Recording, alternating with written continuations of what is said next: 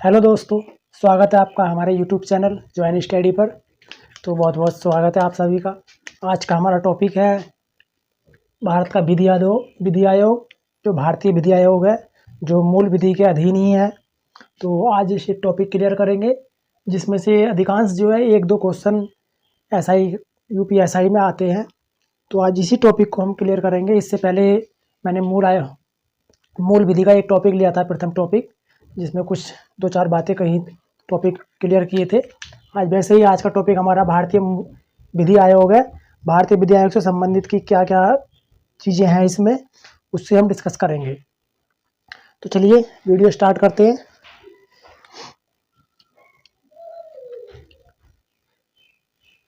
यदि बात करें भारतीय विधि आयोग की, भारतीय विधि आयोग क्या है, तो भारतीय विधि आयोग जो है हमारा, वो बहुत क्या है कि जब गवर्नमेंट बनती है, एक देश की सरकार बन जाती है, तो उस सरकार को चलाने के लिए या सरकार में जो अनेक योजनाएं होती हैं, उसके जो अनेक अलग अलग संगठन से मिलकर बना हुआ जो एक गुट होता है, उस गुट को किस विधि के अनुरूप चलाया जाए, उसे कौन से क्या कार्य किए जाएँ, किस तरीके से उसे अपने संवैधानिक तौर पर क्या क्या मूल रूप से क्या कार्य करने जरूरी होंगे, तो उन सबको चलाने के लिए विधि पूर्वक प्रक्रिया के तौर पर चलाने के लिए सरकार एक विधि आयोग गठन करती है।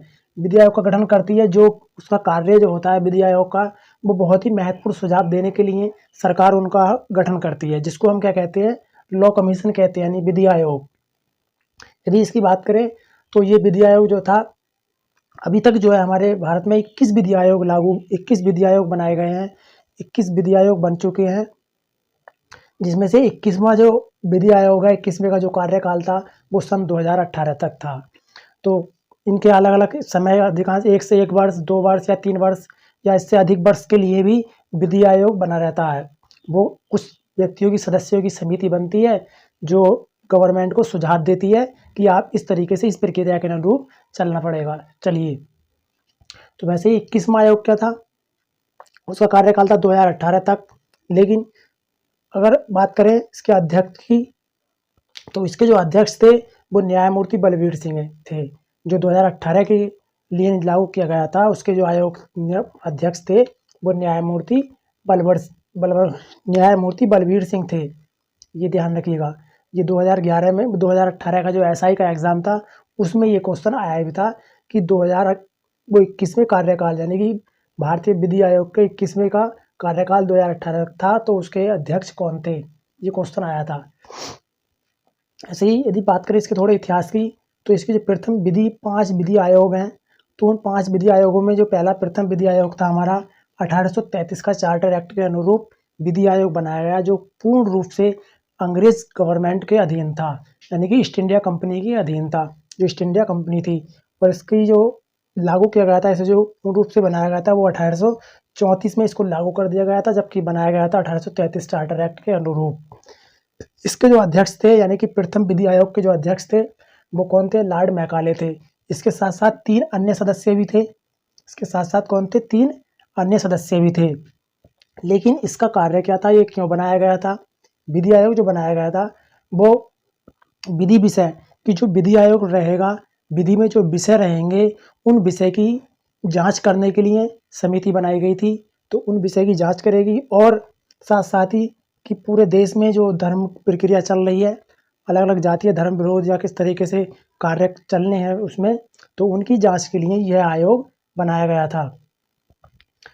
बात करें द्वितीय आयोग की, कि द्वितीय विधि आयोग कौन सा था, तो द्वितीय विधि आयोग बनाया गया था 1833 के चार्टर एक्ट के द्वारा। किसके द्वारा, 1833 के चार्टर एक्ट के द्वारा द्वितीय विधि आयोग बनाया गया था। इसका जो मुख्य कार्य था, वो न्याय प्रक्रिया के लिए सुझाव देना था, कि जो भी भारत में, यानी कि देश में या ईस्ट इंडिया कंपनी के अधीन जो भी न्याय प्रक्रिया होगी, उसमें जो किस प्रक्रिया के अनुरूप चलना होगा, तो उसमें जो कुछ सुझाव की आवश्यकता होगी, कुछ अनुचित ना हो, तो ऐसे कुछ सुझाव के लिए द्वितीय विधि आयोग बनाया गया था। इसका क्या था, इसके जो सदस्य थे उसमें 8 सदस्य थे, और ये 8 के 8 सदस्य कौन थे, भारत में ईस्ट इंडिया कंपनी के ही 8 सदस्य थे। और इसको जो बनाया गया था, वो 3 वर्ष के लिए लागू किया गया था। तृतीय की बात करें, तृतीय विधि आयोग जो था, लेकिन यहाँ से इससे पहले कि जब 1853 में के चार्टर एक्ट के अधीन जो है द्वितीय विधि आयोग बनाया गया था, तो ठीक इसी समय इसी के बाद 1860 में आईपीसी की धारा लागू की गई। जब ये चल रहा था तो आईपीसी की धारा लागू की गई, कुछ धाराएं बना दी। ये आईपीसी जो इंडियन पेनल कोड था, इंडियन पेनल कोड बन गया, जो 1860 में लागू कर दिया गया था। 1860 में इसको लागू कर दिया गया था, जिसमें 37 चैप्टर थे, 37 चैप्टर हैं और 484 धाराएं हैं। जो आईपीसी की धाराएं हैं, जो कोई कांड कर देता है, कोई भी अपराध करता है, उस अपराध के अनुरूप जो कानूनी धाराएं दी जाती हैं, उन धाराएं वो जो है 484 धाराएं हैं हमारी। इसके अलावा इसी समय जब भारत जो है आज़ाद हो गया, तो उसके अलावा पाकिस्तान और बांग्लादेश में भी यह लागू कर दिया गया। और इसके जो प्रथम अध्यक्ष थे वो कौन थे? लॉर्ड मैकाले थे। इसके प्रथम अध्यक्ष लॉर्ड मैकाले थे। इसके अलावा अन्य जो ब्रिटिश उपनिवेश थे, जो अन्य ब्रिटिश उपनिवेश जो अंग्रेज़ों के अधीन रहे हुए देश थे, उन देशों में भी इसको लागू किया गया था, जैसे कि बर्मा, श्रीलंका, मलेशिया और ब्रुनेई आदि और भी सदस्य हैं, और भी देश हैं। तथा इसके साथ साथ अब तक इसमें अनेक संशोधन किए गए हैं। जो सीआरपीसी वो आईपीसी की धाराएं हैं या विधि आयोग है, इसमें अब तक जो है अनेक संशोधन किए जा चुके हैं। कितने? इसमें अनेक संशोधन अभी तक किए जा चुके हैं। लेकिन इसको जो किया गया था वो अजनी, इसकी जो प्रस्ताव रखा गया था वो 6 अक्टूबर 1860 को रखा गया था। और इसे जो पूर्ण रूप से अनुमति मिली थी, वो अनुमति मिली थी 6 अक्टूबर 1860 को ही क्या है, इसको अनुमति मिल गई थी। जब इसको प्रस्ताव रखा गया तभी इसको क्या है, अनुमति मिल गई थी। उसके बाद जो है 1 जनवरी 1862 को इसको लागू कर दिया गया। किसे? जो आईपीसी था, इंडियन पेनल कोड, भारतीय विधि आयोग, वो भारतीय दंड संहिता जो थी, उसे 1 जनवरी 1862 को लागू कर दिया गया। लेकिन सेना को छोड़कर संपूर्ण भारत में इसे लागू किया गया था। अब अनुच्छेद 370 को छोड़कर जम्मू कश्मीर में भी इसको लागू कर दिया गया। क्यों? क्योंकि पहले जम्मू कश्मीर का एक अलग संविधान था, अलग उसका राज्य चिन्ह था, अलग सब कुछ प्रक्रिया उसकी अलग थी। इस कारण से ये भारत में संबंधित नहीं था। लेकिन अब जब 370 अनुच्छेद हट गया तो ये भारत का एक हिस्सा बन गया, इसलिए अब इसमें भी लागू कर दिया गया। तो फिर इसके बाद 1861 में तृतीय विधि आयोग आया।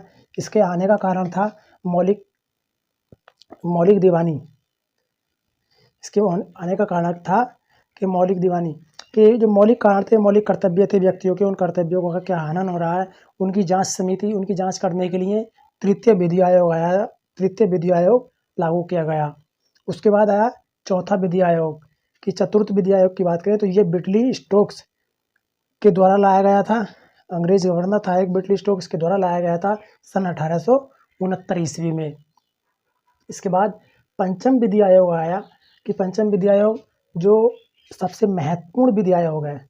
अधिकांश क्वेश्चन जो आते हैं वो इसी टॉपिक से आते हैं, इसी पॉइंट से आते हैं कि पंचम विधि आयोग जो भारत की स्वतंत्रता के बाद लागू किया गया था, भारत की स्वतंत्रता के बाद बनाया गया था।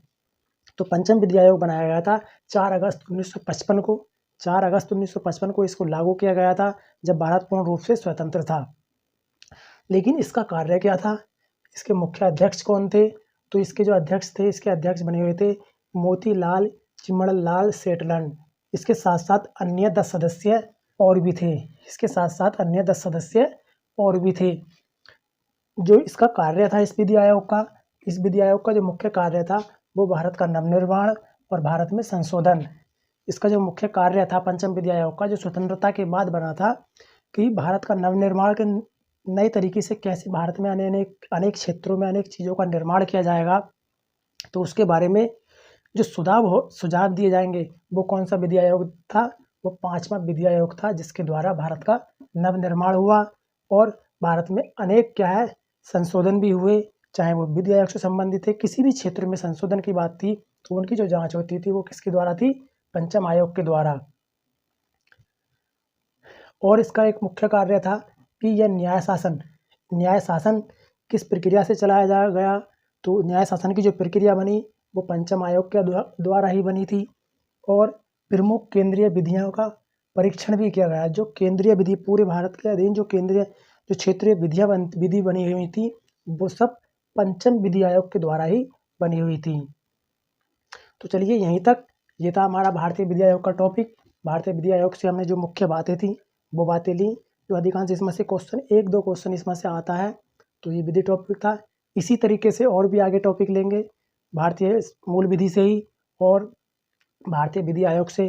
तो भारतीय विधि आयोग के इतना टॉपिक था, यही बात हमारी क्लियर हुई।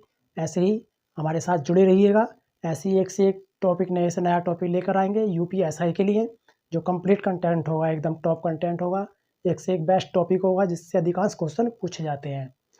तो ये वीडियो इतना ही बस, लेकिन हाँ, हमारे वीडियो को लाइक और शेयर करना ना भूलें। जितना हो सके अधिक से अधिक वीडियो को शेयर करें। जय हिंद।